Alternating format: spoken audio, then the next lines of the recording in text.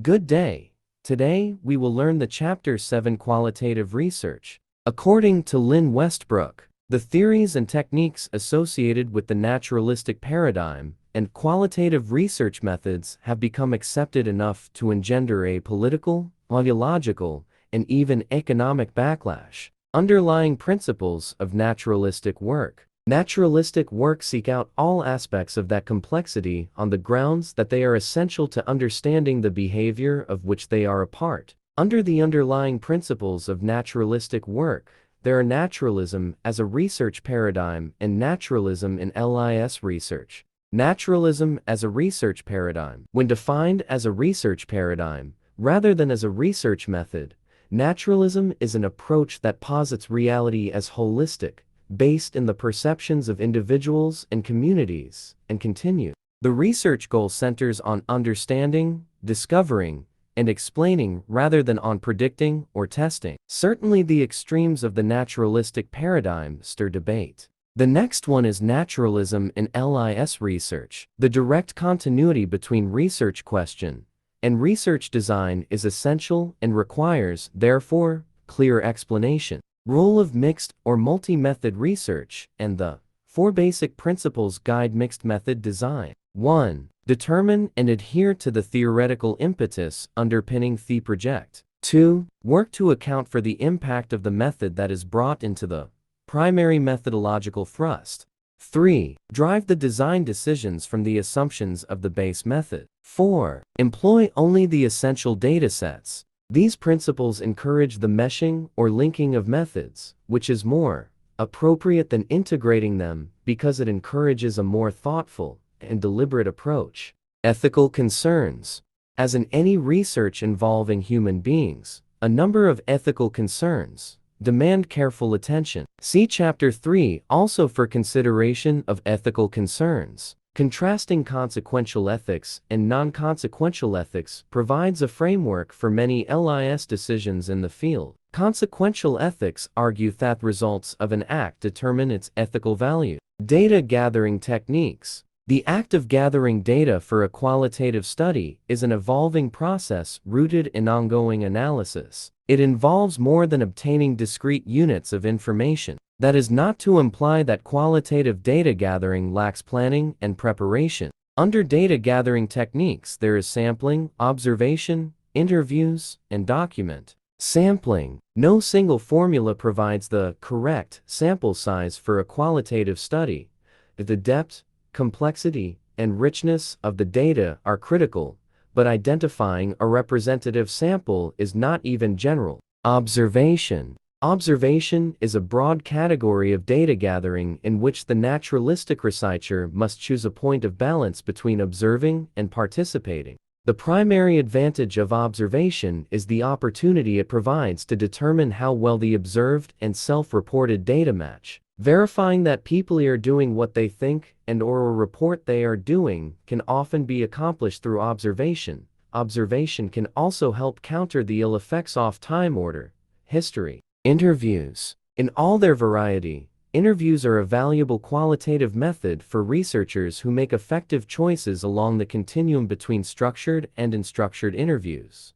The researcher guides and even directs the focus of a focus group. This can be done personally or via a properly trained moderator. Interviewing's primary strength is its ability to range over a time period, thereby capturing more than the single instant of an isolated action. Probe questions that follow the main questions could be of the following types: documents, questionnaires, diaries, journals, papers, and more. Finally, the written word can be a source of narrative or qualitative data. Materials written by participants diverge in their format, content, and impetus. Since these data sources are well documented, each means of delivery has its advantages and disadvantages. An in-person questionnaire allows the researcher to clear up any obvious misunderstandings on the spot, but it is time-consuming. In addition to questionnaires, participants can sometimes be persuaded to keep written, audio, or visual records of their activities, thoughts, motivations, emotions, and decisions throughout the life. Next is data analysis tools and methods. Two principles of qualitative data analysis recur in virtually all description software. First, analysis is an ongoing process that feeds back into the research design right up to the last moment of doc. Second, model, or working hypothesis eventually develops, must grow naturally from the data analysis rather than standing to the side as an a priori statement that the data will affirm or refute. Discourse analysis. Discourse analysis can be linguistically or culturally based. The purpose of linguistic-based discourse analysis is to gauge the efficacy of linguistic campaigns aimed at accomplishing particular content analysis basics. Content analysis is based on the premise that the many words from interviews, observations, and documents can be reduced to, or organized into, categories in which words or word units. Content analysis is applied in qualitative, quantitative, and mixed method studies. Content analysis terms. Before exploring the techniques of content analysis, it is necessary to review a few of the basic terms relating directly to coding. The constant comparative method of content analysis. The constant comparative method, codified by Glaser and Strauss, is generally recognized as one of the most effective means of qualitative content analysis. Like other methods, comparative analysis can be used to generate substantive theory and formal theory.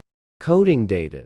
Coding lies at the heart of the constant comparative method in that units of data are compared to each other in terms of their fit into the developing coding scheme. Line-by-line coding constitutes the initial stage of data analysis. When new codes are generated in new data sets, then the selective coding begins with an effort to focus on refining particular coding techniques. To manage all of these codes, memos, and data, researchers used to keep separate items on note cards that could then be organized and reorganized as needed. Once the categories have formed, certain guidelines assist in their application. Entries can be continuous rather than dichotomous in their intensity. Moving from codes to theory. The process of moving from coding to theory or pattern generation is ongoing, but when saturation has been reached, it is necessary to leave the field and begin the final analysis. The process of delimiting theory involves sorting data within categories, reviewing categories for overlap, and looking for relationships among categories. And lastly, ensuring coding integrity. During coding, three techniques help ensure the integrity of the work. First, the acceptable reliability level must be established prior to test coding and much regularly before final coding. Stability is the degree to which a process is invariant or unchanging over time. Stability becomes manifest under test-retest conditions. Next to be discussed is developing grounded theory. The grounded theory approach, while not the only theoretical option, stands out as central to the naturalistic paradigm because it develops models, hypotheses, and theory directly and primarily. Variations in the means of developing grounded theory emphasize different expectation. Over the past 40 years, the originators of this approach have taken the work in different directions. They use comparative analysis to look for similarities and differences, bringing out the properties and dimensions of the coding scheme.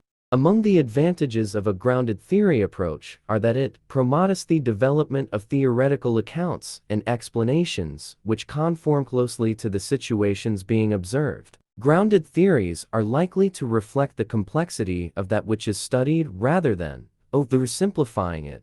Ensuring integrity. Ensuring integrity is no more difficult for naturalistic work than it is for positivist work, but again, the means differs. The techniques discussed below focus on ensuring the integrity, trustworthiness, and value of naturalistic data gathering and analysis, as well as theory or working hypothesis that results from. As with the positivist paradigm, there are no guarantees of results that are both meaningful and unbiased. Primary techniques.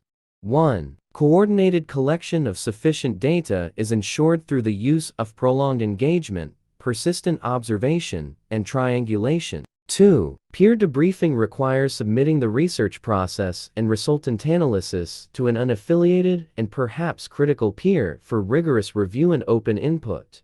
3. Member checks take the study participants, and stakeholders as a critical audience. 4. Negative case analysis requires developing and revising a theory, model, or hypothesis until it accounts for every known case.